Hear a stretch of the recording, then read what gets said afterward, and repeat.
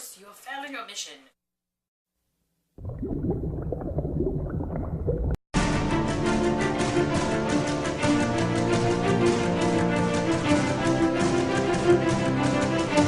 Hi y'all, and welcome to the late, as always, 8th episode, I think it's the 8th, I keep forgetting, of the Geeky Cauldron.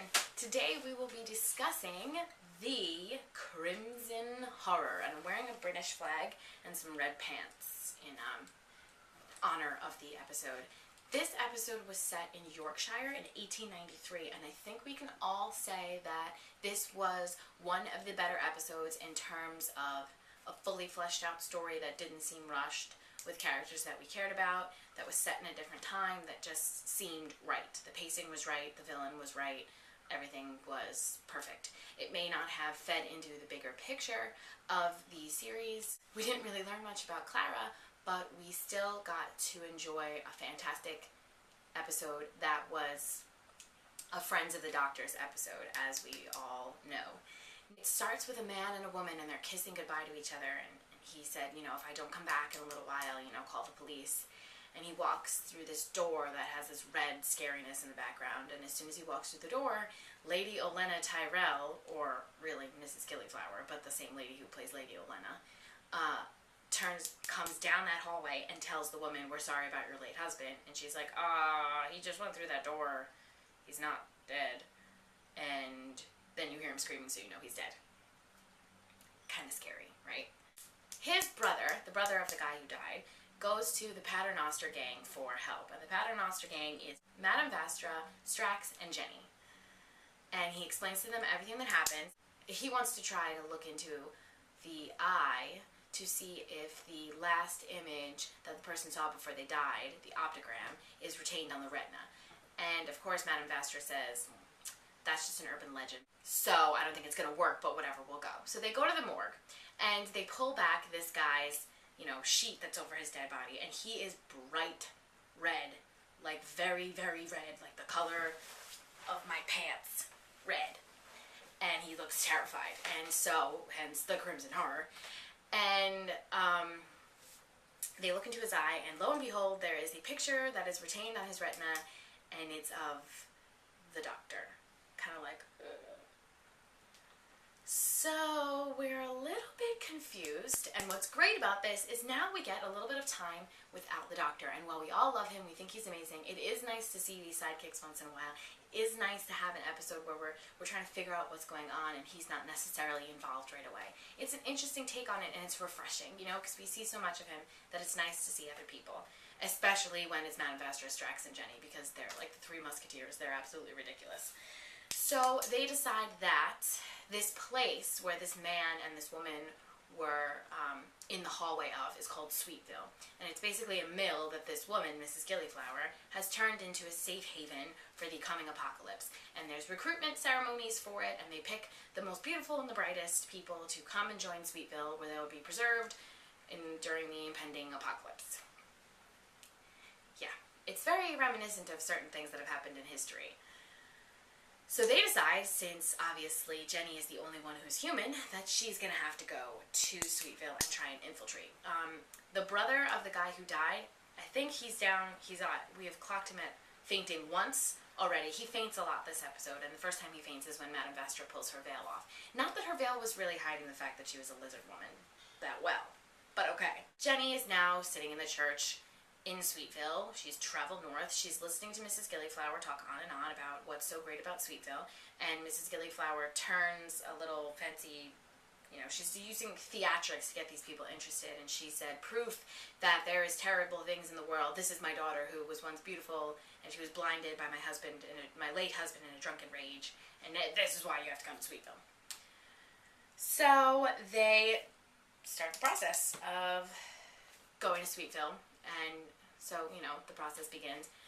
Madame Vastra tells Jenny that the best way to find the doctor is to go through every locked door and run towards danger instead of away from it, and basically all the cliche things that the doctor does. And so Jenny breaks into a door.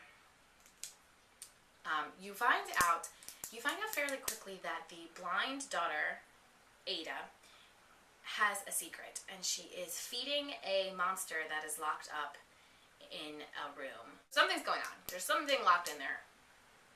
I wonder who it could be. And she's feeding it. She shouldn't be. So Jenny obviously breaks into a room that she's not supposed to go into, and she hears the sounds of the factory getting louder and louder. So she's clearly in the inner workings of this mill. And she opens up a door, and she finds a room of gramophones playing factory noises at a very loud volume. So it's a big, giant, empty room that looks like there should be machines in there. There's not machines, there's just 4 or 5 gramophones pointing at a door, playing really loud factory noises. Weird. We then cut to Mrs. Gillyflower and Ada, who are having a very nice mother-daughter dinner with an empty chair that's set aside for Mr. Sweet, who is apparently Mrs. Gillyflower's silent partner. Mr. Sweet never comes to dinner, even though Ada keeps asking, "Where's Mr. Sweet? I want to meet him." She goes, "Oh, Mr. Sweet's busy." She spills some salt, Mrs. Gillyflower, and the helper goes to pick it up, and she puts some in her boobies. Like, she takes some salt and she throws it down her boobies.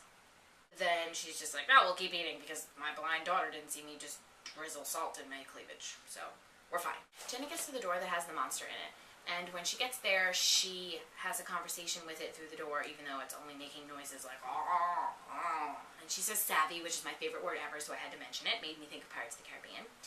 And, of course, as I was starting to suspect, she opens up the door, and it's the doctor, and he is stiff as a board, in his gym jams, completely red, with like his mouth stuck open, like, "Aww." So apparently they tried to experiment on him.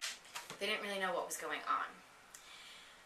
Madame Vastra is talking to this morgue guy at a certain point, and he shows her this red stuff that they're calling the Crimson Horror, and she said, "I've seen this before 65 million years ago." So it's some sort of ancient venom poisoned thing that's seriously fucking people up. But obviously it couldn't kill the doctor because he's not human. So apparently they dip people in this red goopy stuff, and the people who come out alive are preserved like plastic Barbies and Kens. The rejects turn bright red, like the doctor, and they're supposed to be thrown away to die.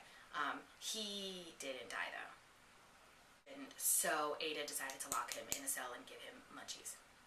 The doctor is leading Jenny all over the place, even though he can't speak, and he finally gets into like this little closet that reverses the effects of the Crimson Horror, and he grabs a screwdriver and he turns it on, you hear it, and he pops out and he's like, "Hello, Jenny, Jenny, Jenny, Jenny, Jenny, great to see you."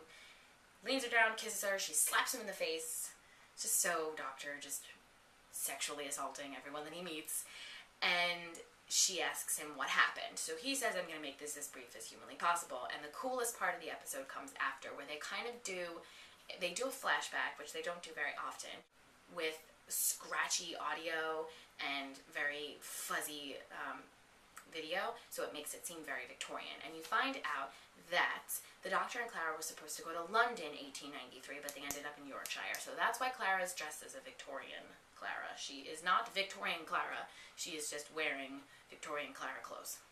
So she's Clara Oswald.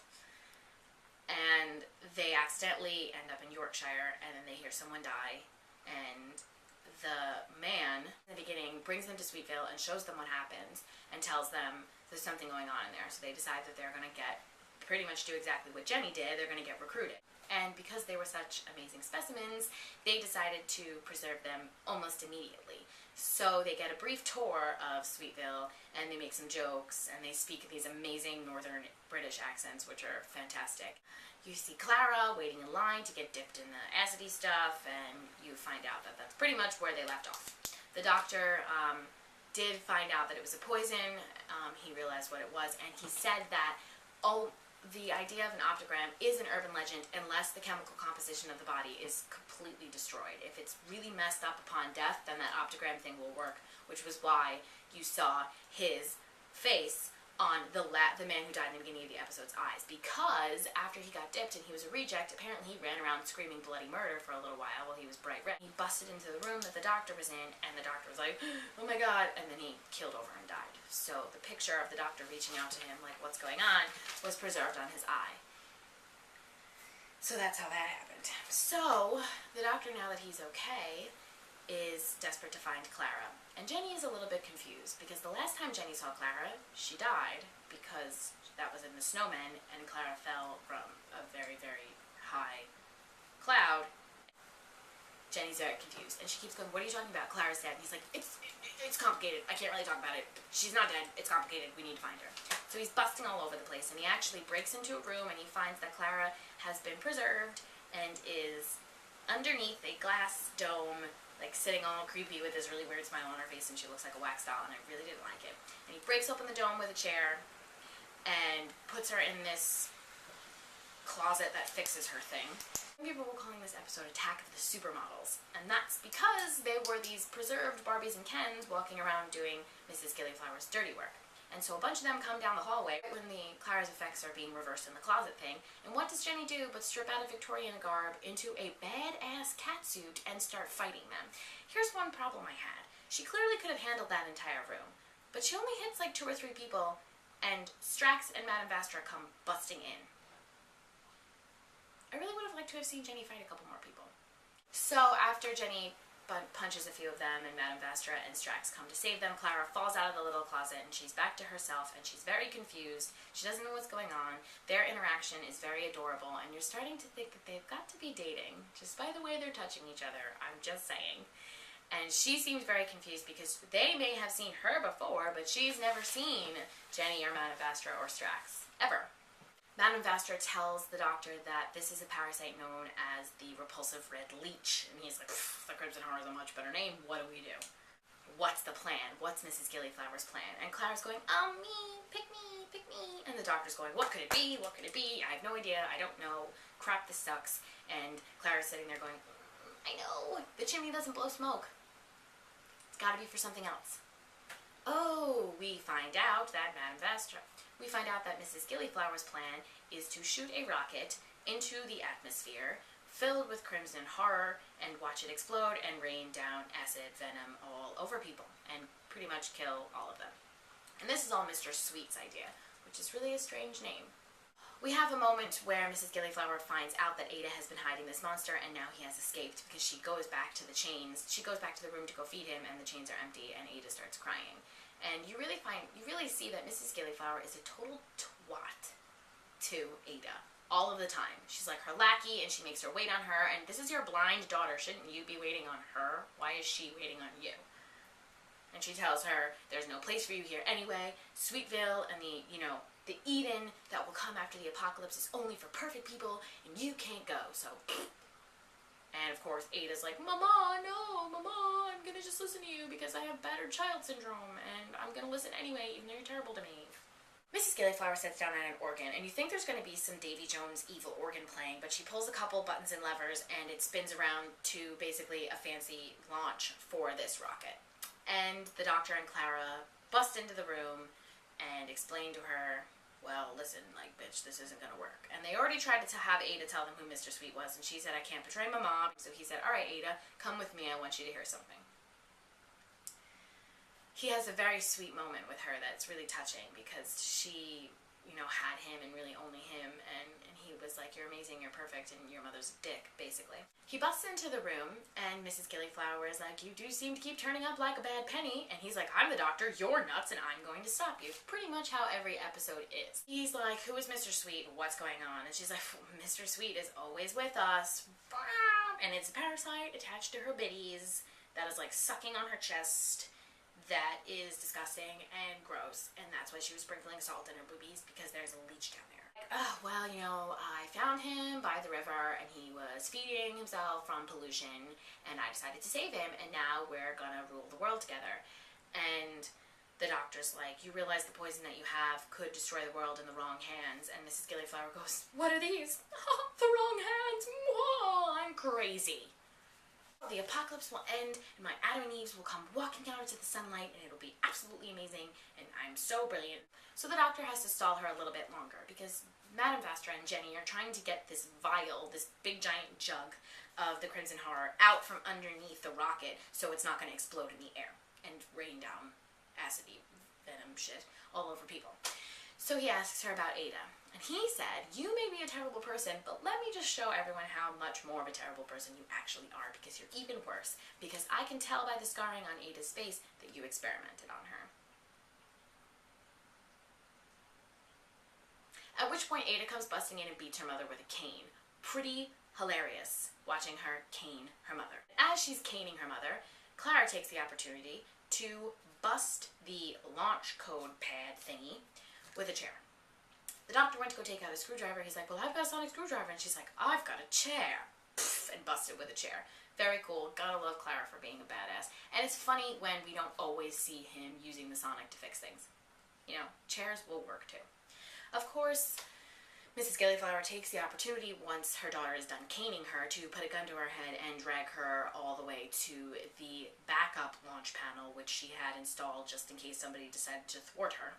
So now she pulls the lever and the rocket takes off, and you're like, well, that sucks. What was the point of that? And the doctor's like, haha, I fooled you. Look right there. There's Madame Vastra and Jenny, and they have the whole goddamn jug of the Crimson Horror, so you're screwed. And she's like, you're a bastard, I hate you, and now I'm going to destroy you. So she takes her little gun, and she starts pointing it at the doctor, and she shoots twice, and she misses him. And then she looks like she's going to shoot at the Crimson Horror and destroy all of them. And then Strax comes looking in from the top of the chimney and shoots out the railing, and she falls to her death. Now, when she lands on the ground, the parasite thing, Mr. Sweet, detaches itself from her boobie and starts crawling along the floor. He kind of looks like a Slovene baby. I know he's not, but he looked like one. Ada walks down the steps to her dying mother, and her mother says, forgive me, and she says, never, and she's like, that's my girl, and then she dies. And the doctor's like, oh, well, like, I don't really know what I'm going to do with this leech, probably just, like, stick it in the TARDIS and, like, throw it back 65 million years from now. And then Ada beats it into a pulp with her cane. So she's really utilizing her cane a lot. Like, I mean, she was like, and like all his guts were splurting up everywhere, and I was like, this is a kid's show. So, end of the problem. Everybody is saved. The rocket explodes up in the atmosphere, but nothing rains down on anybody, which is pretty sweet. And the doctor and Clara decide that they're going to return to the TARDIS because they've had enough of Victorian values. And she asks him, why did you want to go to London? And he's like, no reason. I just figured maybe you want to go there. And she's like, I want to get out of here. And he's like, whatever, you're the boss. And she's like, I'm the boss? And he's like, meh. And he gives her like a forehead kiss, and it's the cutest thing ever. And of course, Jenny asks him again, what's going on with her? And he's like, it's complicated, gotta go, bye.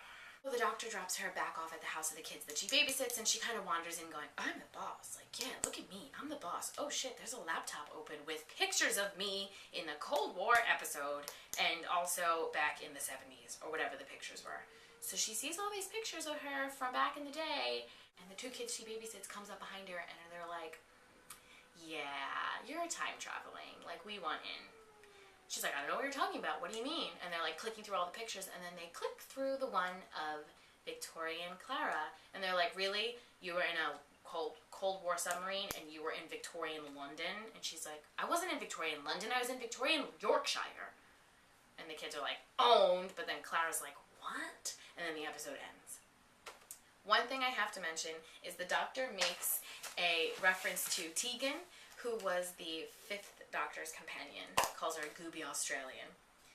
Basically, all we can understand from this episode is now Clara knows that the Doctor is not telling her something. She's going to remember that thing that she forgot after Journey to the Center of the TARDIS. She's existed before and died. We also just got a really enjoyable episode that may have been a throwaway episode because it didn't do anything as far as propelling the story. We're not going to learn anything about Clara. We didn't learn anything about the Doctor's name. We don't really know what's going on in the fields of Trenzalore. We didn't understand any of that. But it was still a great episode, and it makes you think, if Torchwood is a spin-off, you know, couldn't there be a Paternoster Gang spin-off, because they're very enjoyable. The Strax jokes do get old because they're very cliche, and he makes the same jokes. Like, it's always going to be like, we need hand grenades and 1,000,000 knives and 48 canisters of tear gas and fire. And you're like, oh, okay, Strax, we get it. You're a Centaur and you're pissed off. The setting was beautiful. The whole cinematography of it, the way it was shot, was really nice. Next episode is going to be Neil Gaiman's Cyberman episode, which looks crazy because you see the Doctor has like Cyberman shit on his face, so I don't really know what's going on with that. I just know that it's going to be nuts. So, this was a great episode. Once again, we don't really get any answers from it, but that doesn't mean we can't enjoy it. We can sit back and say that was an enjoyable episode. I'm sorry once again for the lateness. I am busy like you wouldn't imagine, and I'm trying really hard to get this stuff done. that's it for the Geeky Cauldron for this week, guys. I will definitely be doing one for the Nightmare in Silver because that's going to be amazing. And I do plan on doing a longer episode for the 50th anniversary, and I do plan on going back and talking about some of the older episodes that I really enjoy. So that is definitely coming. So stick with me, guys. I promise things are going to start getting more frequent once where I work dies down a little bit. And that's it. I'm really glad you guys are still watching. Stay tuned. We'll see what's next. Bye.